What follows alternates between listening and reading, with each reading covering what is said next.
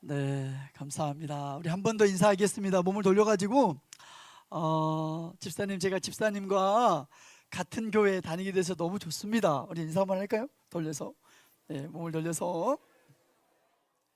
네, 감사합니다. 이제 바로 PPT를 바로 열어주세요. 오늘은 저희가 이제 오후 시간에 늘 하고 있거든요. 회복의 여정이란 제목으로 쭉 하고 있어서 같은 맥락 안에서 오전과 오후를 진행해 보겠습니다.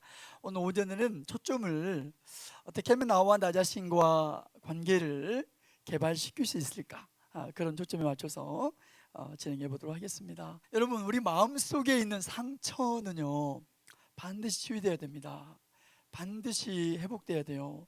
그래야 미성숙에서 성숙으로 자라갈 수 있거든요. 예, 옆 사람한테 말해줘요. 상처는 치유돼야 됩니다. 몸을 돌려서 뒷사람한테 말해줘요. 회복돼야 됩니다. 예, 왜냐하면 그 상처가 치유되지 않는 채 그대로 정체되어 있잖아요. 그러면 반드시 결과가 있어요. 예, 상처가 치유되지 않으면 주변 사람, 내 옆에 있는 사람을 아프게 하거나 아니면 나를 아프게 합니다. 결과가 있어요. 한 번 더 옆 사람한테 말해줘요. 치유돼야 됩니다. 특별히 가정 안에서 그래요. 다른 구성원들, 가족 구성원들을 아프게 하거든요. 아니면 나를 아프게 하고. 근데 이제 치유가 돼야 되는데 만약에 끝까지 안 된다, 끝까지 치유가 안 된다, 그러면요 사람이 그래요. 내가 치매에 걸려서라도 내가 나를 벌 주는 거, 그게 상처의 결과입니다. 요즘 정신과에서는 그렇게 얘기하더라고요. 치매를 내가 나를 벌 주는 거. 사랑하는 여러분, 저는 이번 회복의 여정을 지나가면서 우리 교회 개인들이 회복되고 또 여러분 관계가, 가정이 회복되는 그런 일들이 여러분 삶에서 경험되어지기를 바랍니다. 굉장히 중요한 조건이에요. 강원이 여기서 컨트롤이 안 돼요. 제가 지금 했나요? 모르겠네. 여러분, 성경에 보면은요 내적 치유 그리고 관계 회복의 원리가 성경 여러 곳에서 여러 흔적이 너무 많아요. 여러 곳에서 발견됩니다. 그 중에 우리가 너무 잘 아는 마태복음 22장 39절에도 내적 치유와 회복의 원리예요. 우리 한번 자막을 보면서 마태복음 22장 39절인데 같이 한번 읽어볼까요? 시작. 둘째도 그와 같으니 내 이웃을 내 자신같이 사랑하라. 우리 짧은 한 말씀 다시 한번 크게 한번 읽겠습니다. 시작. 둘째도 그와 같으니 내 이웃을 내 자신같이 사랑하라. 예, 우리가 첫 번째 계명은 알잖아요. 하나님을 사랑하는 거. 그리고 두 번째 계명을 얘기할 때 예수님께서 둘째도 그와 같대요. 그만큼 중요하대요. 둘째는 이웃을 사랑하는 겁니다. 근데 여기 이웃 사랑의 방법이 나왔어요. 이웃을 어떻게 사랑할 수 있다고요? 자신같이. 그러니까 자신을 사랑해야지 이웃 사랑은 가능합니다. 근데 문제는 자신을 안 사랑하는 분들이 너무 많아요. 내가 나 자신에 대해서 화나 있는 분들 진짜 많습니다. 그래서 여러분이 사랑은요 관계입니다. 여러분으로 뭐 요즘 여러 가지로 정의를 하던데 심플하게 옆 사람한테 말해줘요. 사랑은 관계입니다. 여러분 저를 한번 따라하겠습니다. 사랑은 뒷사람한테 말해줘요. 관계입니다. 그러니까 내가 하나님을 사랑한다, 이 말은 나와 하나님과의 관계를 말합니다. 내가 이웃을 사랑한다, 이 말 역시 나와 이웃과의 관계에 말해요. 그런가 하면 심지어는 내가 나 자신을 사랑한다, 이 말 역시 나와 나 자신과의 관계를 말합니다. 그래서 내가 나를 사랑한다, 이 말이 무슨 이기적이 되라, 뭐 나르시스트가 되라고 말하지 않아요. 다른 사람 다 틀렸고 나만 맞아, 그거 말한 거 아닙니다. 내가 나를 사랑한다, 이 말은 나와 나 자신과의 관계가 개발되는 게 전제예요. 나와 나 자신과의 관계가 개발되어야 됩니다. 그게 진짜 나를 사랑하는 비결입니다. 그렇게 되기를 바랍니다. 그럼 어떻게 하면 나와 나 자신과의 관계를 개발시킬 수 있을까? 뭐 여러 치료 모델에서 다양하게 얘기하지만 우리가 지금 오후 시간에, 오후 예배 때 뭐 외부 강사 없을 때는 가끔 하잖아요. 하나님의 다림줄이라는 주제로 회복의 여정 강의를 진행하는데, 다림줄, 하나님의 다림줄이라는 이 모델에서는 나와 나 자신과의 관계를 개발시키는 방법으로 크게 두 가지를 얘기해요. 첫 번째는 단임질 전체에서 얘기하는 거예요. 첫 번째는 이해와 수용이 있어야 됩니다. 옆 사람한테 말이죠. 이해와 수용입니다. 그런가 하면 두 번째는 세계관인데, 특별히 우리 크리스찬들에게는 성경적 세계관. 여러분, 성경적 세계관이 내 마음 안에 깊게 뿌리 내릴 때, 우리가 다양한 인생의 문제들 앞에서 나와 나 자신과의 관계가 개발될 수 있습니다. 그렇게 되기를 바랍니다. 옆 사람한테 말이죠. 성경적 세계관입니다. 뒷사람한테 말이죠. 그것을 붙잡아야 됩니다. 차례대로 한번 가보겠습니다. 어떻게 하면 나와 나 자신과의 관계를 개발시킬 수 있을까? 첫 번째가 제가 뭐라고 그랬죠? 이해와 수용 있어야 돼요. 근데 먼저는요, 내가 나를 이해하고 수용할 수 있어야 됩니다. 먼저는 나를 내가 이해하고 수용할 수 있어야 돼요. 그래야지 이제 다른 사람이 보여요. 다른 사람 마음 이해하고 수용할 수 있거든요. 여러분, 이 순서가 너무너무 중요해요. 예수님이 얘기했잖아요. 내 이웃을 내 자신같이 사랑하라고. 그러니까 자신을 사랑해야지, 내가 나를 돌보아야지, 내가 먼저 나를 이해하고 수용해야지 비로소 다른 사람 마음 보이기 시작합니다. 그런 접근이 여러분 마음 안에서 먼저 일어나고, 이게 또 가정 안에, 또 여러분의 모든 직장이나 심지어는 교회 안에서도 모든 관계 안에 회복으로 흘러가면 좋겠습니다. 그렇게 되기를 바랍니다. 여러분, 우리가 지금 현재 내가 가지고 있는 나의 심리적인 어떤 이슈들, 사실은 이런 이슈들은 나의 유년기와 깊은 연관성이 있어요. 특별히 내가 어린 시절 어떤 양육자 밑에서 양육받았는가가 결정적입니다. 굉장히 영향을 많이 미쳐요. 예를 한번 들어보겠습니다. 눈치를 많이 보는 사람이 있다고 한번 가정해봅니다. 눈치 많은 본 사람, 옆 사람한테 말이죠. 그런 사람이 있습니다. 말해줘요. 몸 돌려가고. 뒷사람한테 말이죠. 눈치 보는 사람입니다 하고 말해줘요. 몸 돌려. 이 눈치 많이 보는 사람 특징이 있어요. 타인에게, 다른 사람에게 내가 좋은 사람 되고 싶은 어떤 갈망이, 갈증이 밑에 있는 거예요. 다른 사람들에게, 타인에게 내가 받아들여주고 싶고, 그런가 하면 수용되고 싶고, 이런 마음속 깊은 곳에 인정받고 싶고 사랑받고 싶다는 갈증이 눈치 보는 걸로 이렇게 드러나는 겁니다. 그래서 타인에게 내가 거절되지 않기 위해서, 그래서 자기도 주장이 있겠잖아요. 근데 내 주장이나 내 감정은 말하지 못하고 그냥 모든 것을 상대에게, 타인에게 맞춰주게 돼요. 과도한 친절, 과도한 희생, 이런 것들 그 삶의 장에서 많이 관찰됩니다. 눈치 보는 사람들 삶에 있어서. 그럼 왜 이런 일이 있는가? 이유가 뭘까요, 여러분? 어린 시절 유년기 돌아봐야 돼요. 내가 어떤 양육자 밑에서 자라났는지, 나의 양육자가, 나의 부모님이 아니면 주 양육자가 내 눈 맞춰주면서, 어린 시절 나의 눈을 맞춰주면서 수용해주고 공감해주는 이런 양육 받았는가? 아니면 정반대로 거절받고 거부받고, 그리고 무관심, 또 비난받고 통제받는 이런 환경에서 내가 자랐는지, 양육 환경을 돌아보는 거 굉장히 중요해요. 왜냐하면 이런 것들이 우리 신념에 영향을 많이 미쳐요. 코어 신념이라고, 핵심 신념이라고 얘기하거든요. 핵심 신념 안에 이런 게 자리하게 돼요. 세상은 나를 수용해 줄 만한 곳인가, 살만한 곳인가, 아니면 나를 거절하는 곳인가, 관련된 어떤 신념이 우리 마음속 깊은 곳에 세워지게 됩니다. 여러분, 일반적으로 이제 핵심 신념은 어릴 때 이제 어떻게 내가 양육받았는가, 애착과 깊은 연관성이 있어요. 애착은 보통 생후 1년이죠. 태어나서 한 1년, 생후 1년 굉장히 중요해요. 그때 애착이 많이 형성돼 버려요. 그때 너무너무 중요해요. 애착이 형성되면서 신념이 우리 안에 자리 났는데, 물론 그게 이제 만 7살까지 가긴 갑니다. 근데 생후 1년이 너무너무 중요해요. 그래서 아무튼 만 7세가 되잖아요. 그러면 자기 자신에 대한 어떤 핵심 신념이라고 그러거든요. 자신에 대한 핵심 어떤 믿음이 있어요. 그게 이제 뿌리를 내려버립니다. 이런 거 예를 한번 들어보겠습니다. 건강하지 않은 핵심 신념인데, 나는 사랑스럽지 않아, 나는 받아들여줄 수 없어, 이런 신념이 우리 안에 딱 자리하잖아요. 이때 7살 이전에 이게 자리한다고요. 그러면 이게 살면서 이게 바뀌면 좋은데 잘 안 바뀌어요. 바뀌기가 참 어렵습니다. 심지어는 내가 예수님을 나의 구주와 주님으로 영접하고 하나님의 나를 있는 모습 그대로 사랑하시는데 수없이 정보를 들었음에도 불구하고 어릴 때 7세 이전에 깔려버린 핵심 신념은 잘 바뀌지가 않습니다. 그러다 보니까 본능적으로 사랑받고 인정받기 위해서, 그래서 계속해서 어떤 좋은 사람이 되려고 그렇게 눈치 보는 거예요. 물론 다 이게 애착과 관련되다 이렇게 말할 수는 없겠죠. 어떤 사람들은 기질적으로 또 성향 자체가 그럴 수 있습니다.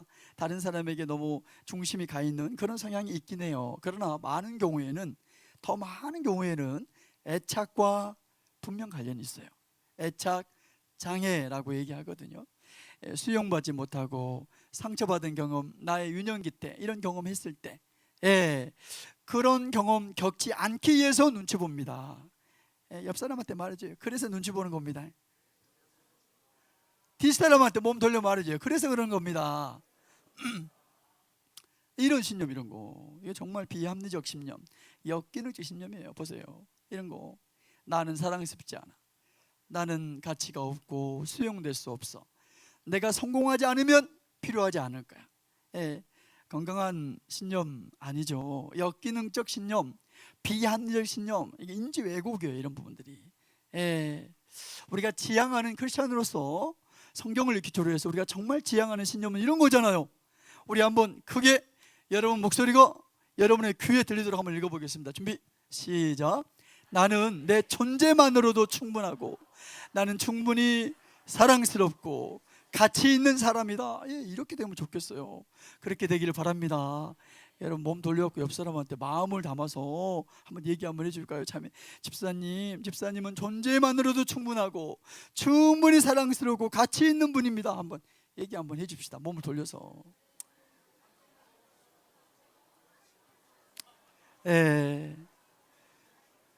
여러분 감사합니다. 이번 한 주 살면서도 또 마음이 다치고 또 직장 안에서 관계 안에서 동네 아줌마하고 얘기하다 마음 아프고 이런 여러 가지 여러분 삶에서 경험했던 다양한 아픔들, 그리고 우리 교회 오잖아요. 여러분 주일날 예배 올 때도 하나님과 관계와 이웃과의 관계가 동일하게 중요해요. 하나님을 예배하죠. 우리가 눈을 들어서 하나님이 내 인생의 소망입니다, 하나님이 나의 창조자, 나의 구원자, 나의 주관자라고 예배하는 거 너무너무 중요합니다. 그렇지만 또 몸을 돌려갖고 옆 사람에게 다 위로가 필요해요. 얼굴 한번 봐보세요. 몸 돌려서 옆 사람 다 위로 필요합니다. 지난 한 주간 얼마나 지치고 마음이 아프고 상처받고 그런 경우 너무 많아요. 그래서 연습하는 거예요. 몸을 뒤로 돌려갖고 뒷사람한테도 이렇게 말해줘요. 집사님, 성도님은 존재로만으로도 충분하고 그리고 충분히 사랑스럽고 가치 있는 성도님입니다 하고 말해주는 거예요. 몸을 들여서 한번 얘기해 줍시다. 몸을 뒷사람에게.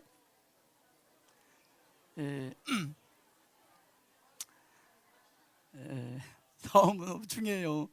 여러분 우리가 이게 이제 애착이라는 게 거의 1년에 거의 돼버려요. 생후 1년. 그러니까 7년까지 가긴 갑니다. 핵심 신념이 자리하는데 생후 7년까지 형성돼 버리는 핵심 신념이라는 게 잘 바꾸기가 쉽지 않아요. 잘 안 바꿔집니다. 그러면 핵심 신념을, 이게 어렵다면서요. 어떻게 바꿀까? 어렵다는 걸 깔끔하게 인정해야 돼요. 왜냐하면 이거 보세요. 생후 만 7세까지 형성됐고 그리고 평생 우리가 그 신념의 영향 가운데 여기까지 살아왔어요. 근데 그런 우리가 이런 신념이 하루아침에 바뀌는 거 결코 쉽지 않습니다. 그러면 핵심 신념을 바꾸려면 결정적인 키는 뭐냐? 지금 우리가 얘기하는 대로 수용하는 거예요. 내가 내 있는 모습 그대로의 내가 나를 수용하는 게 결정적이에요. 굉장히 중요한 접근입니다. 언제 이걸 해야 되냐? 포인트가 있어요. 언제 해야 되냐면 이때 해야 돼요. 한번 같이 한번 읽어볼까요? 시작. 내가 정말 아무것도 아닐 때, 내가 나를 끌어안을 수 있는 사람이 그때 돼야 됩니다. 그때, 이럴 때 한번 같이 읽어볼까요? 시작. 내가 정말 못났을 때, 내가 내 편 들어주고 나를 위로해 줄 수 있는 나 자신이 되어야 돼. 그때 핵심 신념은 그때 바뀔 수 있어요. 잘 나갈 때 말고요. 내 마음이 내가 우울하고 실패하고, 그래서 내 마음의 밑바닥이, 내 마음이 바닥을 칠 때, 내 마음의 밑바닥이 드러날 때, 여러분 그때가 그때 내가 나를 수용한 거 있잖아요. 그때 내가 나를, 제가 이름이 제 김영석이잖아요. 형석아, 너 그래도 괜찮아 하고 내가 나를 그때 수용해 주는 거, 그때가 핵심, 어릴 때부터 형성된 코어 밸류 시스템이라고 그래요. 핵심 신념이 이게 막 흔들어져요. 균열이 납니다. 새롭게 바뀔 수 있는 그때가 기회예요. 그 우울할 때가, 그 불안하고 실패했을 때, 내가 나 자신에 대해서 또 찌질하다고 느낄 때 있잖아요. 그것밖에 못해 이렇게 느낄 때, 그때 있잖아요. 그때가 기회입니다. 옆 사람한테 말이죠. 그때가 기회입니다. 그때 그때 나를 이해하고, 세상 누가 나를 수용해 주기를 기대하는 것보다 여러분이 여러분 자신을 그때 수용해 줘야 돼요. 먼저 나를 그때 이해하고 그때 수용해야지, 나만 회복된 게 아니라 관계가 회복돼요. 그렇게 그때 내가 나를 이해하고 수용하게 되잖아요. 그러면 내 주변에 옛날에 미워했던 여러분의 와이프나 허스번, 남편이나 아내가 좋게 보입니다. 안 그런다는 표정이네요. 그렇게 되기를 바랍니다. 관계 회복 이전에 먼저 내가 나를 이해하고 수용해 줄 때, 다른 사람 마음 이해하고 수용하는 이런 접근으로 흘러가게 돼. 예수님 말씀 맞습니다. 내 이웃을 내 자신같이 사랑하라고 얘기하잖아요. 자신을 사랑해야지 이웃 사랑이 가능해요. 요즘 심리학에서 이 말 진짜 많이 합니다. 약간 바꿔가지고, 요즘 현대적 관용어로 이 말 약간 바꾸면 이런 말이에요. 결국 나와 나 자신과의 관계가 나와 이웃과의 관계의 질을 결정한다. 여러 치료 모델에서 일관되게 얘기하고 있는 부분입니다. 굉장히 중요해요. 제가 예를 한번 들어보겠습니다. 제가 이런 들어보는데, 이거 지금 좀 프로세스 많이 했던 부분이에요. 저는 이제 지금부터 한 22년 전 이때 이제 YM에서 상담학교를 했어요. 스위스 로잔에서 했습니다. 근데 그 YM 학교는 6개월 과정이 4개 있어요. 그 학교를 하는데, 그때 한 번은 이런 적이 있었어요. 우리 학교가 진행되는데, 이제 우리 학교에 오신 강사님이, 이제 그분이 이제 저희 YM의 보건상담대학 전체 부학장이셨거든요. 미국의 뭐 주립대학교 교수님이셨는데 은퇴하고 저희 학교 오셔가지고 부학장으로 계셨어요. 근데 그분이 이제 강의 시간에 학생들에게 22년 전이었어요. 이렇게 질문하더라고요. 그 방어 기제 중에, 프로이드의 방어 기제 중에 내가 질문도 기억나요. 그 투사와 프로액션하고 트랜스퍼런스라고, 전이라고 있어요. 투사와 전이의 차이점을 얘기해 보라는 거예요. 불특정, 그냥 학생들에게 물어봤어요. 근데 저는 알거든요, 투사와 전이. 근데 제가 말하려고 할 때 바로 말할 수 있는데, 나는 뭘 말할 때 꼭 생각하고 얘기해요. 좀 깔끔하게 정리를 해갖고 말하려고 이렇게 생각하고 있었어. 내가 생각하고 있는데, 그때 다른 친구가 먼저 말해버리더라고요. 그래가지고 교수님이 그날, 그 강사님이 엄청 폭풍 칭찬, 아주 그날 할 모든 칭찬을 다 쏟아붓는, 우리 학교에 이런 학생이 있다는 게 뭐, 제가 약간 기분이 좋지 않았습니다. 그리고 그날 밤에 집에 갔는데 막 버럭버럭 화가 나는 거예요. 짜증이 나고 신경질이 나고, 내가 먼저 알았는데 말이야 마음에서. 그러면서 제 마음을 보기 시작했어요. 아니, 내 마음에 뭐가 있길래. 그때 제가 이제 30대 그래도 30대인데 나이 먹을 만큼 먹었는데, 그 교수님한테, 강사님한테 칭찬한 건 못 받았다고 그래서 이렇게까지 반응할까, 이렇게 짜증스러워하고 이렇게 화내고 있을까. 내 안에 뭐가 있길래 그 인정받고 싶고 칭찬받고 싶은 나의 마음속 안에 있는 그 작은 아이, 제 마음 안에 있는 그 작은 아이를 그날 보게 됐습니다. 저는 그 아이 외면하지 않았어요. 많은 사람들이 그럴 때 외면해 버리거든요. 그때 막 탄수화물 먹는 걸로 막 가버린다든지, 아니면 그때 막 이렇게 스마트폰 검색을 이유도 없어 막 계속 검사하고 자빠졌네, 막 이렇게 막 하는 거예요. 그런가 하면 드라마를 막 계속 본다든지, 이런 다른 이런 걸로 외면하고 회피해 버리는, 그렇게 하지 않고 그 아이를 좀 들여다봤다고요. 여러 날 그런 시간들을 가졌어요. 학교가 진행되면서 계속해서 내 안에 있는 그 아이 불쌍하더라고요. 인정받고 싶어하는 그 작은 아이, 그 내면 아이, 그 아이도 김용석이잖아요. 그리고 그 바닥을 칠 때 그 아이를 밀어내지 않고 그 아이를 이해하고 왜 이런 마음을 갖게 됐을까, 그리고 그 아이를 수용하는 그런 시간들, 꽤 오랜 시간들 가졌어요. 예, 그 시간들이, 그러니까 내가 나를 이해하고 나를 수용하는 이런 접근이 관계 회복에 굉장히 도움을 주더라고요. 다른 사람에 대해서 이해하고 수용하는 접근. 저는 이 일이 여러분 가정 안에 일어나면 좋겠어요. 부부 관계 안에, 자녀들과 관계 안에서 그렇게 회복의 여정이 시작되기를 바랍니다. 굉장히 중요해요. 물론 그런다고 해서 내가 그럼 자 이제 나는 인정 안 받고 싶은가? 그렇지 않아요. 여전히 저는 인정받고 싶습니다. 인정받고 싶은 그 마음은 안 변해요. 그런데 변한 건 적어도 내가 상대적으로 인정받지 못했을 때 20년 전 그때같이 반응하진 않아요. 그게 치유입니다. 우리 YM에서는 치유를 이렇게 정의하고 있어요. 우리 YM 상담학교에서 한번 자막을 보면서 같이 한번 읽어보겠습니다. 시작. 치유는 고통의 부재가 아니다. 예수님과 함께 지나며 그분의 시각으로 바라보는 것이다. 네, 치유는요, 그 문제, 그 고통이 이제 없어져 버린 게 아니에요. 옛날에 이런 문제가 있었는데 이제 안 해. 그게 아니에요. 여전히 있죠. 문제나 그 고통은 여전히 거기 있는데, 우리는 치유를 어떻게 정의했냐? 예수님 손잡고 이제 예수님과 함께 지나가며 예수님의 시각으로 그 문제를 바라보는 거, 우리는 그걸 치유라고 정의했습니다. 사랑하는 여러분, 오랜 날들 핵심 신념, 핵심 신념이 너무 역기능적 가운데 자리하신 분들, 나와 나 자신과의 관계 개발되는 데 있어서 이게 회복돼야 돼요. 치유될 부분입니다.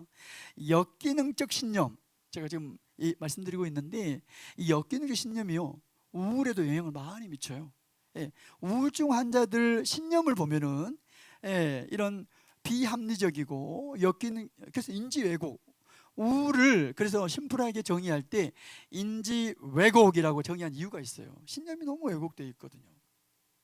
요즘 우리 사회에 정말 우울을 마음의 감기라고 할 정도로 흔하잖아요. 그래서 흔하니까 아무것도 아니다? 절대 그렇지 않아요.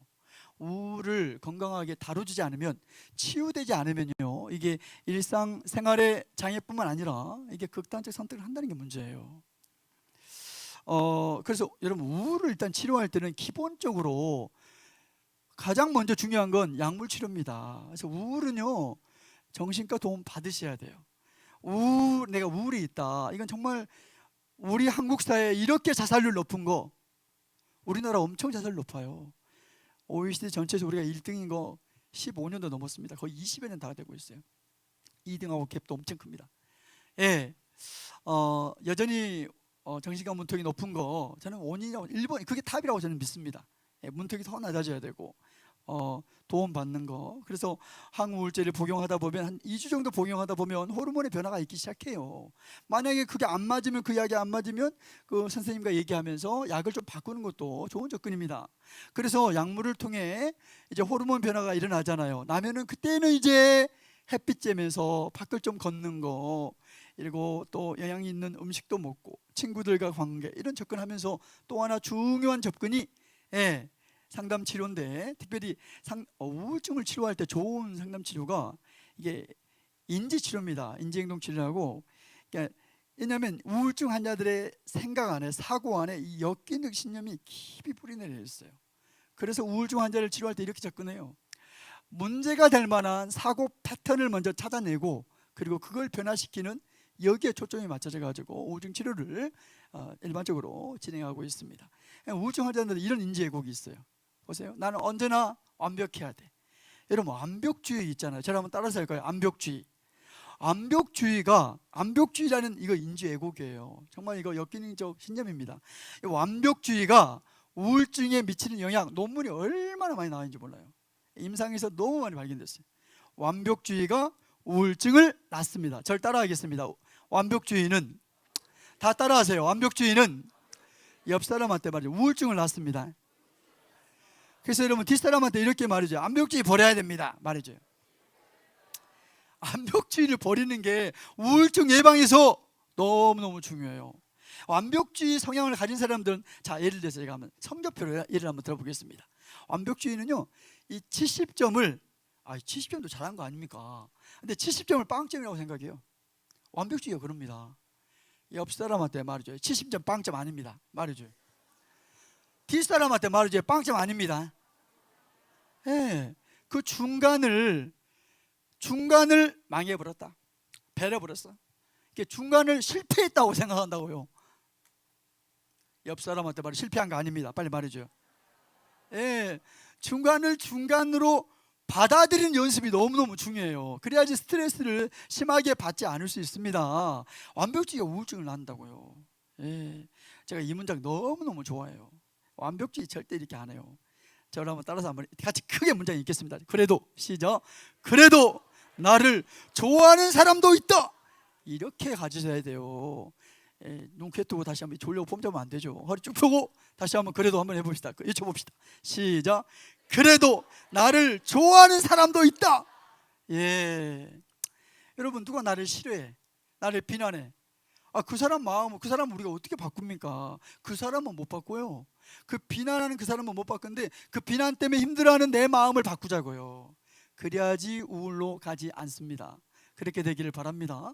예, 너무너무 중요해요. 예, 그러니까 우리 안에 이미 들어와 있는 역기능적 신념들이 있다고요. 이걸 이렇게 바꿔줘야 돼요. 모든 사람들이 당신을 좋아할 거라는 기대는 빨리 버리면 버릴수록 당신 정신건강에 도움됩니다. 이렇게 말해줘야 돼요, 옆 사람한테. 지금 한번 연습 한번 해볼까요? 옆 사람한테 빨리 말해줘요. 모든 사람이 당신을 좋아할 거라는 기대는 빨리 버리면 버릴수록 정신건강에 도움. 잠깐만요. 너무 문장이 길어갖고 연습을 좀 해봐야 돼. 그러니까 역기능적 신념이 이런 거예요. 모든 사람들이 나를 좋아할 거라는 박수치고 이런 기대, 이게 비합리적 신념이라고요. 이게 역기능적 신념이에요. 우리 한번 이 문장을 크게 한번 같이 한번 읽어봅시다. 준비, 시작.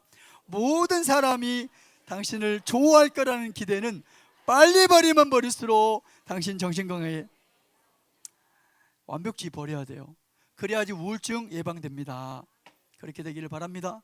예, 여러분, 이런 삶의 태도들은요, 물론 수많은 임상과 심리학의 역사만큼이나 오랜 임상 결론이에요. 이런 것들 물론 기도도 많이 하고 성경 읽고 하나님을 의존하지만 또 이런 태도를 배우는 건 너무너무 중요합니다. 또 성경적이에요, 이런 것들이. 그렇게 되기를 바랍니다.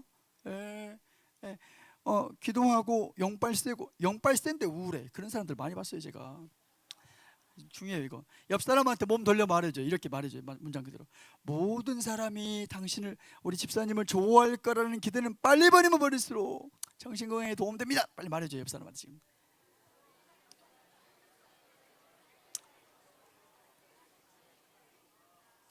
네, 굉장히 중요해요. 여러분, 이거 그래도 나를 좋아하는 사람도 있다, 이것과 가지고 가길 바랍니다. 그렇게 되기를 바랍니다. 예, 신념을 바꾸는 거 너무너무. 왜냐하면 이 우울증, 이 완벽주의 있는 분들 특징이에요. 목표는 또 얼마나 높아, 자존심 셉니다. 싫은 소리 못 듣고, 지적질 못 당해내요. 의무와 책임은 또 얼마나 강하고, 그러다 보니까 그 인생에 스트레스와 좌절이 많다 보니까 이게 우울증으로 연결되거든요. 예, 이걸 예방하려면, 우울증 예방하는 데 있어서 완벽주의를 버리는 접근 굉장히 중요해요. 몸 돌려 옆 사람한테 다시 한번 말해줘요. 그게 중요합니다. 뒷사람한테 한 번 더 말해줘요. 완벽주의 버려야 됩니다. 말해줘요. 예, 여러분, 제가 이 문장 너무너무 좋아요. 누군가 보기에 나는 이미 충분하다. 우리 한번 다 허리 한번 쭉 펴보실래요? 같이 한번 해볼까요? 제가 이번 주에도 YM에 TTSS 강의를 했거든요. 이거 잊혔어요. 여기 DTS는 아니지만 눈, 코에 두고 한번 같이 한번 해봅시다. 나는, 누군가 보기에, 준비, 시작. 누군가 보기에 나는 이미 충분하다. 중요합니다. 한 번 더 크게 외치는 거예요. 준비, 시작. 누군가 보기에 나는 이미 충분하다. 이 손을 이렇게 하고 하는 건데 모르시네. 다시 한번 해보겠습니다. 준비. 이렇게 준비하고 있다가 하는 거예요. 한번 준비, 시작. 누군가 보기에 나는 이미 옆 사람한테 말이죠. 충분합니다. 빨리 말해줘. 뒷사람한테 말이죠. 충분합니다. 예, 너무 중요한 부분이에요. 여러분, 우리 다 부족한 점이 있습니다. 다 있어요. 예, 그런데 장점도 많이 있습니다. 믿으십니까? 예. 그래서 이미 충분하다는 생각하고, 그런가 하면 이미 내가 가지고 있는 걸 보는 접근이 중요해요. 이미 가지고 있는 거. 예. 없는 거에만 초점을 맞추고, 완벽주의가 그래요. 그러다 보니까 이게 우울로 막 연결되거든요. 예. 내 안에 부족한 그 부분, 그게 당신에게 매력이에요. 믿으십니까? 틈이 있는 거, 틈이 없는 사람 옆에 가기도 싫죠. 옆 사람한테 말이죠. 틈이 매력입니다. 빨리 말이죠. 예, 그리고 그 틈이 있는 거, 그걸 이제 내가 그냥 그대로 그래도 괜찮아 하고 수용해 주는 접근. 우리 지금 그거 얘기하고 있잖아요. 내가 나를 이해하고 수용하는 접근, 이게 나와 나 자신과 관계를 개발시키고 우울증도 예방해 줘요. 그렇게 되기를 바랍니다. 너무너무 중요한 접근이에요. 예. 네. 그래서 나와 나 자신과 관계를 개발시키려면 우리가 지금 하고 있는 회복의 여정이 다림줄 강의 전반적으로 이걸 강조해요. 먼저는 나를 이해하고 수용할 수 있어야 된다. 그래야지 다른 사람을 이해하고 수용할 수 있다. 이게 전체에 깔려 있습니다. 크게 두 번째로는 성경적 세계관이에요. 성경적 세계관. 여러분, 세계관이 내적 치유 그리고 관계 회복에 굉장히 중요한 영역, 서로 연결되어 있습니다. 세계관은 우리가 치유되고 회복되는 데 있어서 굉장히 중요한 부분이에요. 특별히 인생에 관한 다양한 주제들 앞에서 성경적 세계관이 우리 마음속 깊은 곳에 자리했으면 좋겠어요.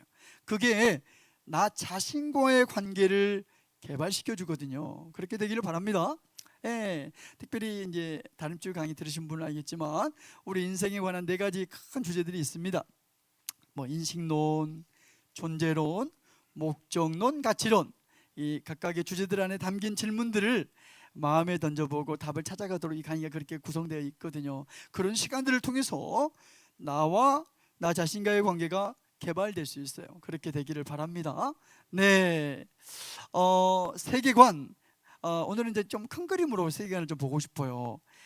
세계관이라고 말했을 때 세계를 보는 관점이죠.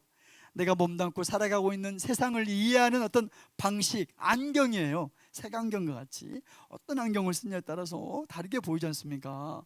그러니까 세계관은 내가 세상을 바라보는 눈입니다. 예, 쉽게 말하면. 근데 사람들은 누구나 이해가 없어요. 다 저마다 자기만의 세상을 이해하는 어떤 해석하는 방식이 있습니다. 그러니까 다양한 세계관이 있어요. 꼭 성경적 세계관만 있는 게 아니라 뭐 이런 다양한 세계관들이 있죠. 진화론적 세계관, 유물론, 범신론, 과학 만능주의, 뭐 과학지상주의라고 그러잖아요. 이혼론, 이신론, 이런 다양한 세계관들이 있어요. 오늘 우리가 보고 싶은 것은, 그러면 성경은 어떤 세계관을 우리에게 가르쳐 주고 있는가? 이게 여러분, 이게 회복의 여정에서 굉장히 중요해요. 여러분, 성경은 이 온 우주의 의미를 하나님 없이는 설명할 수 없다고 말씀하고 있습니다. 믿으십니까?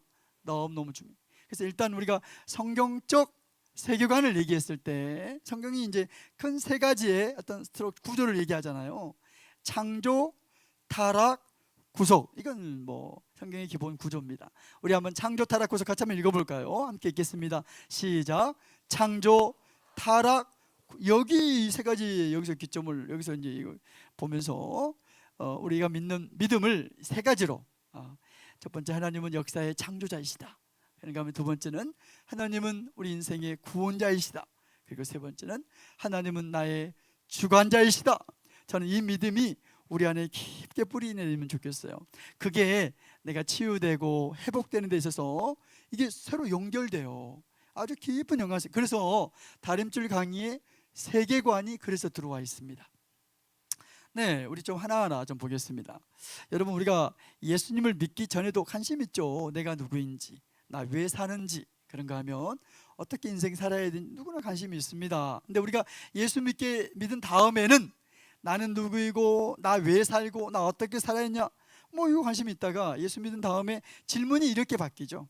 그분은 누구인지, 하나님은 어떤 분이신지. 예. 존 칼빈도 기독교 강요에서 이렇게 얘기했더라고요. 우리 한번 같이 자막을 보면서 읽어볼까요? 시작. 하나님을 알아야만 인간 자신에 대해, 그렇습니다. 왜냐하면 진리는 하나님의 관점이니까. 믿으십니까?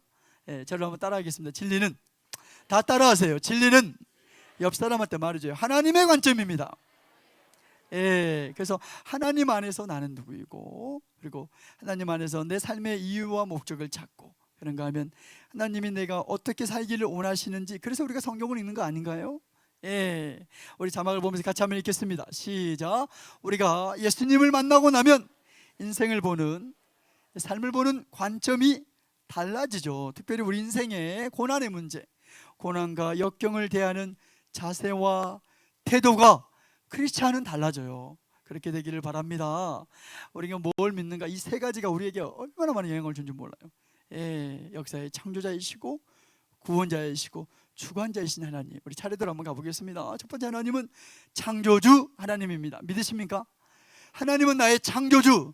저는 이 세계관이 이 그림으로 세상을 바라보고 이해하면 좋겠어요. 그렇게 되기를 바랍니다. 이게 치유와도 아주 깊은 연관성이 있어요.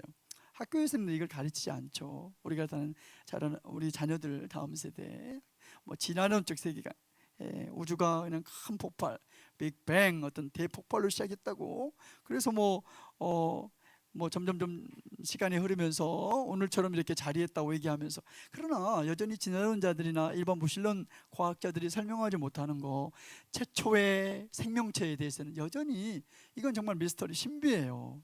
설명할 수 없습니다. 네, 그런가 하면 창조론을 부인해요. 유물론적 세계, 유물사관이라고 얘기하잖아요. 세상이 물질에 의해서 움직인다는. 그러나 성경은 그렇게 무신론자들이 얘기하는 것처럼 우연히, 그냥 우리가 사는 세상이, 지구가, 이 환경이 우연히 이렇게 됐다고 성경은 얘기하지 않아요. 성경은 그걸 부인해요. 진화론이라든지 유물론을 성경은 부인합니다. 목적, 누군가 목적을 가지고 누군가 어떤 계획이 있었어요. 지적 설계에 의해서. 우리가 집을 하나 질 때도 우연히 된 거 아니잖아요. 누군가 목적과 계획과 설계 안에서 집이 지어진 것처럼 이 온 우주와 우리가 살고 있는 지구촌, 하나님이 창조하셨습니다. 믿으십니까? 그걸 믿는 게 중요해요. 이 믿음이 내적 치유와 회복의 여정에 깊은 연관성이 있어요. 우리는 히브리서 11장 3절을 믿습니다. 같이 한번 크게 읽겠습니다. 시작. 믿음으로 모든 세계가 하나님의 말씀으로 지어준 줄을 우리가 아나니, 보이는 것은 나타난 것으로 말미암아 된 것이, 나타나지 않는 것, 보이지 않는 것에 의해서 온 세상이 창조됐다는 것을 우리는 믿습니다. 여러분, 창세기 1장 1절이 어떻게 시작됩니까? 태초에, 같이 읽어볼까요? 시작. 태초에 하나님이 천지를. 여러분, 저는 이 믿음이 있었으면 좋겠어요. 이걸 믿느냐와 믿지 않느냐는 내적 치유와 회복의 여정에서 깊은 연관성이 있다고요. 그렇게 되기를 바랍니다. 여러분, 창세기 1장 1절이 우리에게 준 정보가 뭡니까? 태초가 뭐예요? 태초에 어떤 시간을 말하는 시간. 그런가 하면 천지잖아요. 천이 뭡니까? 하늘, 공간. 하나님이 시간을 창조할 뿐만 아니라 하늘을 만드셨어요. 공간을 창조하셨습니다. 그런가 하면 천지니까 땅이네. 땅과 땅 위의 모든 물질. 여러분, 이 앞에 자막을 좀 볼래요? 하나님이 시간과 공간과 물질을 하나님이 창조했다고 성경은 얘기해요. 성경은 말씀합니다. 이걸 믿는 거, 하나님이 나의 창조입니다. 굉장히 중요한 접근입니다. 저는 이 믿음을 다시 한번 확인하는 우리 교회 모든 성도님들 다 되시기를 바랍니다. 하나님이 창조하시고 창조 질서를 세우셨어요.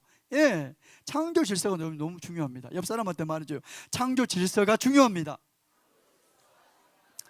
피조물인 우리는 하나님이 만들어 놓은 그 창조 질서, 그 규범을 따라가는 거 굉장히 중요한 접근이에요.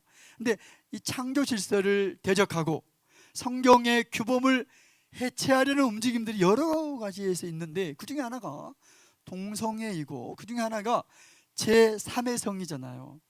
지난번에도 외국어 대학교인가 거기서 설문조사, 어느 센터에서 하는 조사서 저도 봤는데, 예전에는 우리가 학교 다닐 때는 남성, 여성 성별 체크하는데 거기 보니까 제3의 성 체크하는 란이 있더라고요.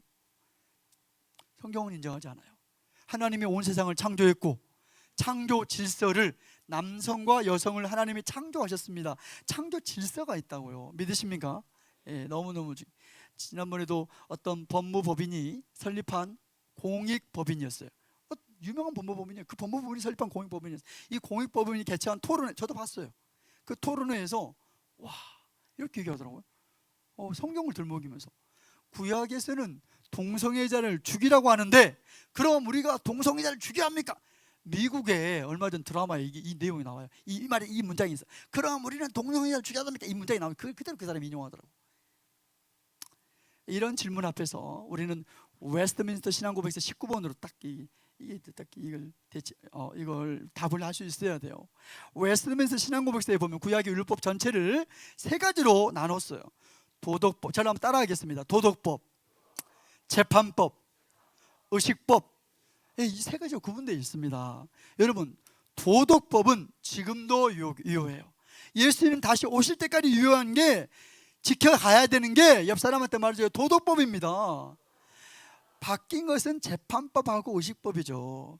요즘 동성애자를 구약 성경처럼 그렇게 돌로 치는, 그렇지 않습니다. 요즘 우리 현대사회는 현대의 법제를 따라가죠. 예. 우리나라도 군형법을 제외하고는 동성애 처벌한 법이 없습니다. 예. 미국도 그래요. 오래전에 미국 안에도 주마다 동성애 처벌한 법도 있었지만 지금은 전혀 없어요. 예. 재판법은 현대의 법제를 따라가요. 의식법도 그러죠. 우리 지난주까지 목사님께서 성막에 대해 쭉 설교했잖아요. 오늘날도 우리가 뭐 동물 잡아갖고 막 피 이렇게 흘러갖고 막 이렇게, 옆 사람한테 말하죠. 그렇게 예배 안 합니다. 바뀌었잖아요. 십자가에서 예수님이 죽으시고 부활하심으로 완전한 재산, 영원한 속량, 히브리서에 단번에 이런 단어들이 막 나온다고요. 단번에 제물돼 갖고 이루심으로 이제는 의식법이 구약 이제 달라졌지 않습니까? 재판법과 의식법은 바뀌었어요. 그러나 도덕법은 안 바뀌었습니다. 도덕법은 지금도 유효합니다. 믿으십니까? 굉장히 중요한 접근이에요. 제가 지난번에도 어떤 강의 들었는데, 그 구약을 연구하는 그분이 구약학자입니다. 예, 김모 교수님, 이름까지 말하고 싶지 않아. 나도 그 강의 들어봤거든요. 와, 그분이 동성애자의 인권을 강조하면서 아모스도 뭐 이런 거 얘기해갖고, 예, 그 더 강한 자가 약한 자를, 소수자를 돌보는 게 하나님 나라의 기본 질서다, 이런 거 얘기하면서 막 논리를 끌고 가더라고요. 그러면서 그분 강의 메인 포인트가, 핵심 주제가 동성애자의 인권이라는 강의였어요. 크리스찬 대상으로 그분이 강의해요. 여러분, 그런데 그분이 자꾸 얘기했던 하나님의 정의나 하나님의 공의는, 저를 보세요, 하나님의 창조 질서와 무관하지 않아요. 하나님의 창조 질서의 전제하에서 공의와 질서가 나와야 한다고요. 제 말 이해되세요? 먼저는 하나님이 창조하셨고 창조 질서가 먼저입니다. 그 터 이외에 공의와 질서가 실현돼야 돼요. 그래서 이 부분이 굉장히 중요한 부분이에요. 하나님이 나의 창조자 되시는 거 믿으십니까? 저를 한번 따라하겠습니다. 하나님은 나의 창조자이십니다. 옆 사람한테 이렇게 말, 하나님은 우리의 창조자이십니다. 저는 이 성경적 세계관이 우리 마음속 깊은 곳에 뿌리했으면 좋겠어요. 두 번째는 하나님이 구원자예요. 하나님은 내 인생의 구원자. 여러분, 성경은 창세기 3장부터, 창세기 처음부터 타락과 죄를 얘기해요. 오늘날 우리가 우리 시대를 살아가면서 모순과 불합리함, 정말 다 입에 담을 수 없는 수많은 악과 죄의 모습들을 우리가 이번 주에도 뉴스에서 봤잖아요. 이런 걸 어떻게 해석합니까? 성경의 타락과 성경의 죄가 어떻게 들어왔고, 이런 것들을 보면은 현재 우리가 경험하는 모순과 이런 다양한 어려운 문제들에 대해서 이해하는 데 좋은 열쇠가 될 겁니다. 여러분, 성경은 문제를 제기해요. 근데 보세요, 죄가 들어왔다는 거예요. 문제가 생겼다는 거예요. 근데 죄와 타락과 문제, 이런 문제만 제기한 게 아니라 대안 없이 문제만 제기한 게 성경이 아니에요. 성경은 문제를 제기하면서 선명한, 분명한 대안을 제시합니다.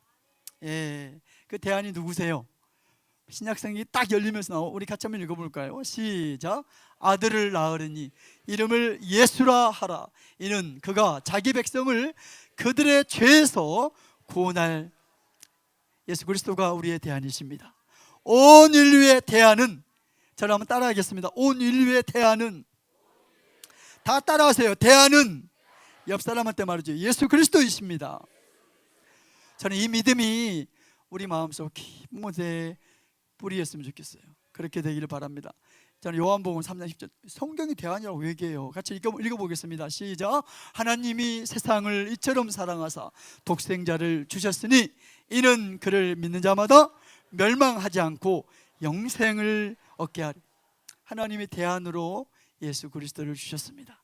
그 예수님을 믿음으로 우리가 의롭게 되고 하나님의 자녀가 되는 이런 믿음을, 예수님에 대한 믿음을 우리 안에 견고하게 가지셨으면 좋겠어요. 그렇게 되기를 바랍니다. 예. 그런데 범신론적 세계관은 예수님을 예배하지 않아요. 예. 범신의 특징이 그냥 자연 자체를 신이라고, 아니 자연 속에 신이 있다고, 예. 마니즘이라고, 마니즘이죠. 예. 범신론적 세계관.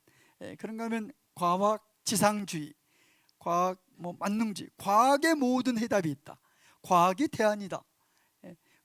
그냥 이게 과학 어떤 사이언톨로지라고, 이게 이제 더 발전해 갖고 이제 그걸 예배하는 종교가 있어요. 지난번에 탑건 2에서도 그 주연이 누구였죠? 톰 크루즈가 여기 송도라면서요. 모르시네.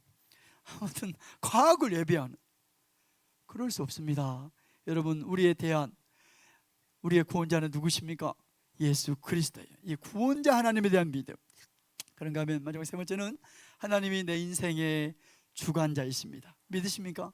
하나님이 지금도 내 인생에 개입하셔서 나를 주관하신 분이라는 믿음이 우리 안에 견고할 때 이게 내적 치유나 회복, 가정의 회복, 관계의 회복과 연결되어 있다고요. 근데 이걸 이런 성경적 세계관이 밑에 안에 있지 않으면, 기저 안에 깔려 있지 않으면 치유가 일어나지 않습니다.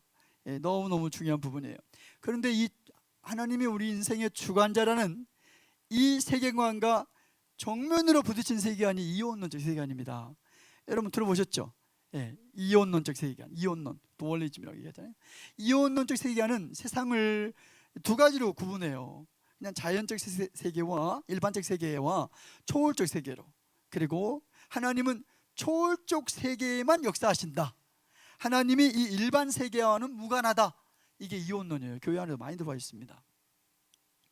사랑하는 여러분, 성경은 이혼론을 인정하지 않아요. 예, 그냥 우리 그런가 하면 이혼론하고 또 비슷한 게 있어요. 이게 니즘이라고 얘기하는 이신론적 세계관이 있습니다. 예, 이신론이 약간 비슷하지만 이런 거예요. 하나님이 세상을 창조했다는 걸 인정해요. 좋아, 하나님의 창조 인정. 그런데 창조는 했지만 지금도 개입해가지고 하나님이 다 주관하고 그렇지는 않는다는 거예요. 그냥 창조해나가고 하나님은 좀 멀찌감치 보면서 시계의 바늘이 돌아가듯이 그냥 이렇게 세상을 움직인다. 이게 이신론적 세계관입니다. 근데 성경은 이혼론과 이신론 두 가지 다 지지하지 않아요. 하나님은 지금도 온 세상을 창조하신 분이 지금도 우리 인생 가운데 인터벤션 개입해갖고 지금도 나의 삶을 주관하시고 나를 돕는 분이십니다. 믿으십니까? 내가 우울하고 불안하고 죽고 싶고 자살할 때, 자살하고 싶을 때, 내 인생의 마침이 막 찍고 싶을 때, 이혼하고 싶을 때, 이 모든 삶의 정황 한복판에 우리 인간의 본질적인 질문, 존재론적 질문이 뭐냐면, 내가 이렇게 힘들 때 하나님이 지금도 나랑 함께 하시느냐, 이런 질문이라고요. 하나님을 나의 주관자 하나님으로 믿을 때 하나님 여러분 안에 일하시고 여러분의 삶을 만지시고 치유하시고 회복의 여정으로 이끌어 가실 겁니다. 저는 이 믿음이 우리 마음속 기저 안에 깊게 뿌리내리면 좋겠어요. 사무엘하 22장입니다. 같이 한번 읽어볼까요? 시작.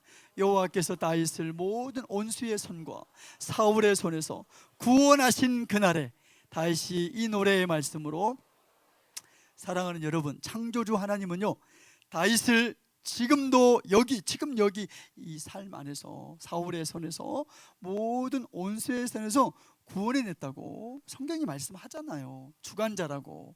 사무엘하 22장 17절에 이런 표현들이 있더라고요. 예, 이런 표현이 이제 하나님을 마치 사람처럼, 사람이 손을 내밀어서 돕는 것처럼 히브리 문학 기법이 사용됐습니다. 신인 동성설이라고 얘기하거든요. 우리 같이 한번 읽어볼까요? 시작. 그가 위에서 손을 내미사 나를 붙드시며 많은 물에서 나를 건져내셨도다. 믿으십니까? 손을 내밀어 나를 건져내시는 내 인생의 주관자 하나님이 우리 마음속 깊은 곳에 믿음으로 채워지면 좋겠어요. 그렇게 되기를 바랍니다. 너무 중요한 부분이에요. 여러분, 시편 121편이죠. 우리 같이 한번 읽어볼까요? 1절만 먼저 같이 읽겠습니다. 시작. 내가 산을 향하여 눈을 들리라. 한 번만 더 읽어볼까요? 시작. 내가 산을 향하여 눈을 들리라. 나의 도움이 어디서 올꼬? 이런 고백이야. 그냥 시인들도 많이 해요. 그냥 보통 사람들이 다 하는 고백. 인생 참 어렵네. 누가 나를 도와줄까? 그렇게 하소연하고, 그런 푸념어린 마음속 깊은 고백들. 내가 산을 향하여 눈을, 누가 나를 도와? 나의 도움이 어디서 올꼬? 그런데 성경은 선명하게 답을 얘기해요. 2절에 보니까 같이 한번, 나의 도움은, 시작. 나의 도움은 천지를 지으신 여호와에게서로다. 여러분 목소리가 여러분의 귀에 들리도록 다시 한번 2절을 우리 믿음을 담아 읽어보겠습니다. 시작. 나의 도움은 천지를 지으신 여호와에게서로다. 믿으십니까? 저는 하나님이 우리 인생의 주관자 되심, 이 믿음이 이 세계관이, 이 성경적 세계관, 이 기독교적 세계관이 우리 마음속 깊은 곳에 뿌리 내렸으면 좋겠어요. 그렇게 되기를 바랍니다. 예, 내가 믿는 하나님, 첫 번째 어떤 하나님이라고요? 창조주 하나님. 너무너무 중요해요. 창조주 하나님. 두 번째는 누구였습니까? 구원자 하나님. 세 번째는요, 지금도 나의 인생을 도우시고 건져내시고 개입해 주시고 주관하신 하나님. 이 믿음이 우리 마음속, 이 성경적 세계관이요, 나와 나 자신과 관계 개발하는 데 있어서 굉장히 중요한 기초예요. 오늘 우리는 회복의 여정이란 강의 안에서 나와 나 자신과 관계 개발시키는 방법 크게 두 가지 보았습니다. 첫 번째는 뭐였죠? 먼저 내가 나를 이해하고 수용할 수 있어야 돼요. 그래야지 다른 사람을 이해하고 수용할 수 있습니다. 그러니까 내적 치유와 관계 회복의 원리를 예수님이 이미 얘기했어요. 내 이웃을 내 자신같이 사랑하라고. 믿으십니까? 예, 여러분, 이 믿음이, 이 삶의 태도가, 이 접근이 우울증 예방에도 도움돼요. 그렇게 되길 바랍니다. 내가 나를 이해하고 있는 그대로의 나를 수용하는 거, 완벽주의 버리고, 예, 그렇게 되기를 바랍니다. 그런가 하면 나 자신과의 관계를 개발하는 두 번째 방법, 성경적 세계관입니다. 이 성경 세계관이 우리 마음속 믿음 깊은 곳의 기저에 견고하게 구축되고 이걸 붙잡고 살아가는 저와 여러분 다 됐으면 좋겠습니다. 그렇게 되기를 바랍니다. 우리 믿음을 거기에 고백하면 좋겠어요. 예, 우리 좀 기도하고 오늘 말씀을 마치도록 하겠습니다. 우리 이 시간에 같이 기도하겠습니다. 오늘 회복의 여정, 우리가 계속 오후 예배 때 하고 있는 부분인데 관련해서 중요한 것 한 가지만 좀 보았어요. 어떻게 하면 나를 사랑할 수 있을까? 나를 사랑한다는 말은 이기적이 되란 말이 아닙니다. 예, 나를 사랑한다는 말은 나와 나 자신과의 관계가 개발되는 걸 말하거든요. 예, 그러려면 먼저는 내가 나를 먼저 이해하고 나를 수용할 수 있어야 되거든요. 그래야지 다른 사람 이해하고 수용해요. 두 번째는 성경적 세계관이 우리 마음속 기저 안에 뿌리 내리고 구축하고 그걸 붙잡고 나아가야 돼요. 그렇게 되기를 바랍니다. 두 가지 가지고 우리 좀 같이 기도할까요? 함께 기도하겠습니다.